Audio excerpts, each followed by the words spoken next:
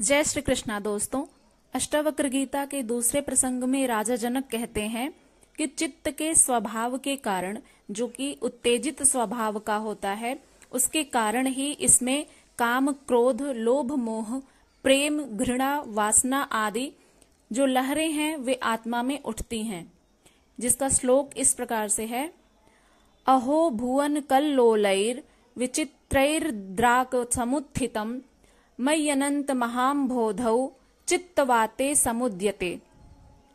वे कहते हैं कि आश्चर्य है कि अनंत समुद्र रूप मुझमें चित्त रूपी हवा के उठने पर शीघ्र ही विचित्र जगत रूपी तरंगें पैदा होती हैं।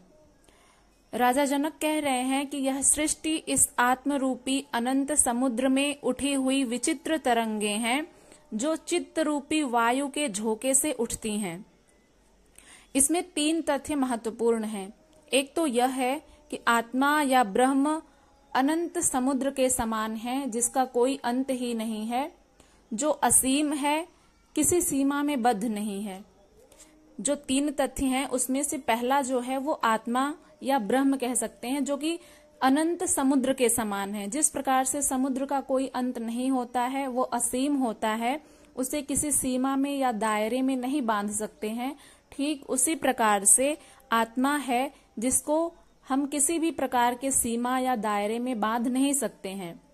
और जिस प्रकार वायु के झोंकों से समुद्र में ऊंची ऊंची एवं विभिन्न प्रकार की लहरें उठती हैं, ठीक उसी प्रकार से चित्त रूपी वायु के झोंकों से इस आत्मा में विभिन्न वासनाओं की लहरें उठती हैं। वे वासनाएं कौन कौन सी होती हैं? जैसे काम, क्रोध, लोभ, मोह, प्रेम, घृणा, वासना, उत्तेजना आदि उस आत्मा में उठी लहरें ही हैं, जो चित्त के स्वभाव के कारण उठती हैं। मानव का जो चित्त होता है उसका स्वभाव ही ऐसा है कि जिसमें काम, क्रोध, लोभ, मोह, प्रेम, घृणा, वासनाएं, उत्तेजना आदि ये सब समुद्र में उठी हुई लहरों की भांति ही उस आत्मा में, उस चित्त में उठती रहती हैं।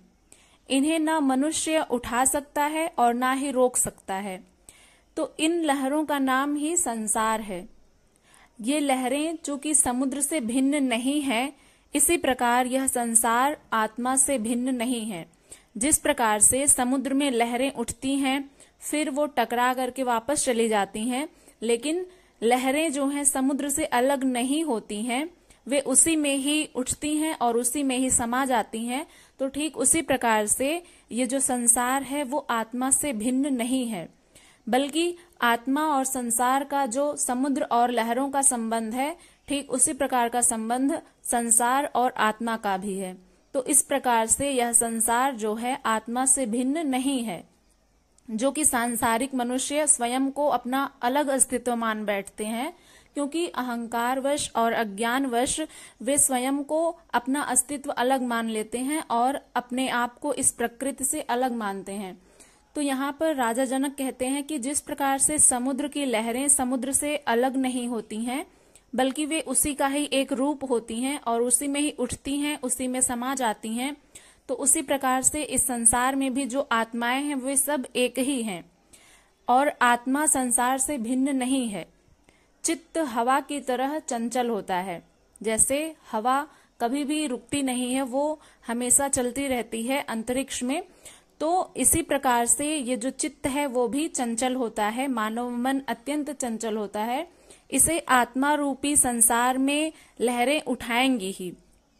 जो आत्मा रूपी संसार है इसमें तो लहरें उठेंगी ही, क्योंकि जिस प्रकार से समुद्र में लहरें तो उठती ही रहती हैं, वैसे ही जब इस आत्मा का स्वभाव चंचल है तो इस आत्मा में भी जो इसके गुण हैं, जैसे कि काम, क्रोध, लोभ, मोह, प्रेम, घृणा, वासना, उत्तेजना आदि, तो ये भी समुद्र में उठती हुई लहरों की भांति ही ये जो गुण हैं आत्मा के, ये भी मानव मन के चंचल होने के कारण ही उठती रहती हैं। तो यहाँ पर समुद्र की तुलना आत्मा से की गई है और समुद्र में उठने वाली जो लहरें हैं उनकी तुलना चित्त के स्वभाव से की गई है, कि जैसे लोभ, काम, क्रोध, मोह ये सब आत्मा की लहरें होती हैं। तो इससे आत्मा रूपी संसार में लहरें तो उठेंगी ही। योग इसी चित्त की वृत्तियों के निरोध की बात कहता है। पतंजल योग में एक सूत्र आता है जहां पर चित्त की वृत्तियों के निरोध की बात की जाती है। निरोध अर्थात रोकना। तो वो सूत्र है योगश्चित्त वृत्ति निरोध, अर्थात योग ही इस चित्त की वृत्तियों का निरोध है। योग के माध्यम से ही हम अपने चित्त में उठने वाली जो लहरें हैं, जो वृत्तियां हैं, उनका हम निरोध कर सकते हैं योग के माध्यम से।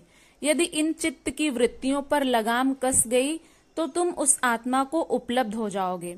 क्योंकि ये मानव मन अत्यंत चंचल होता है, तो वो साधना में नहीं लगता है, जिस कारण से आत्मा को हम नहीं जान पाते हैं, ना हम स्वयं को जान पाते हैं कि हम कौन हैं। क्योंकि मानव मन का जो स्वभाव होता है वो अत्यंत चंचल होता है, और अपने चंचल स्वभाव के कारण ही मनुष्य इस संसार की भोग वस्तुओं में, वासनाओं में ही उलझा रहता है, जिसके कारण से वो आत्मा को नहीं जान पाता और ना ही वो स्वयं को जान पाता है, और इस कारण से वो आत्मबोध से भी अपरिचित रह जाता है। तो इसलिए यहाँ पर जो सूत्र कहा गया है कि योगश्चित्त वृत्ति निरोधः, अर्थात योग के माध्यम से ही चित्त की वृत्तियों का निरोध किया जा सकता है।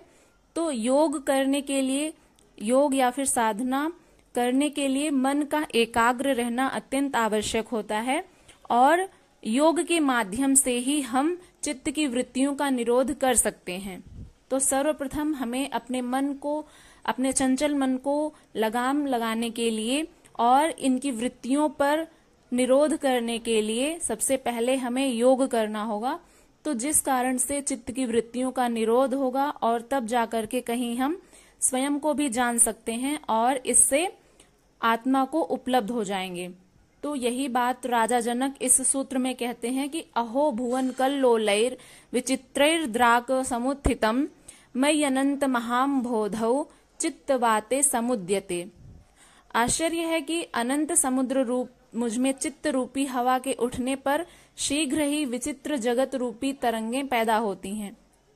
तो इस श्लोक का जो अर्थ है वो यही है कि जो मानव मन है वो अत्यंत चंचल होता है, जिसको रोकने का एकमात्र उपाय योग है, और योग के कारण ही हम अपने चित्त की वृत्तियों पर लगाम लगा सकते हैं, जिस कारण से जब उसमें लगाम लग जाएगा तो इस संसार के जो भी भोग वासनाएं विषय हैं जिनके प्रति मानव मन आकर्षित होता है, तो उन पर वो केंद्रित नहीं होगा।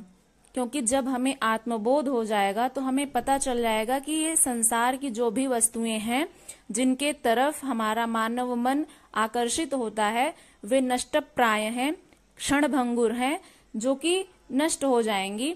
लेकिन जो आत्मबोध है, जो परमात्मा को जानने की विधि है, यदि हम उसको जान गए तो हमारा जो जीवन है वो भी सार्थक माना जा सकता है। तो इस श्लोक में यही बात बताई गई है कि योगश्चित्त वृत्ति निरोधः, जो मानव मन है इसको भी योग के माध्यम से हम लगाम लगा सकते हैं, उसको, उसकी जो वृत्तियां हैं उस पर निरोध कर सकते हैं। तो यदि ये वीडियो आपको पसंद आए हो तो इसे लाइक करिएगा। चैनल पर यदि पहली बार विजिट कर रहे हैं तो सब्सक्राइब करके बेल आइकन को प्रेस करिएगा, ताकि आने वाली हर वीडियो की नोटिफिकेशन सबसे पहले आप तक पहुंचे। मिलते हैं नेक्स्ट वीडियो के साथ, तब तक के लिए अपना ध्यान रखिएगा। हरे कृष्ण।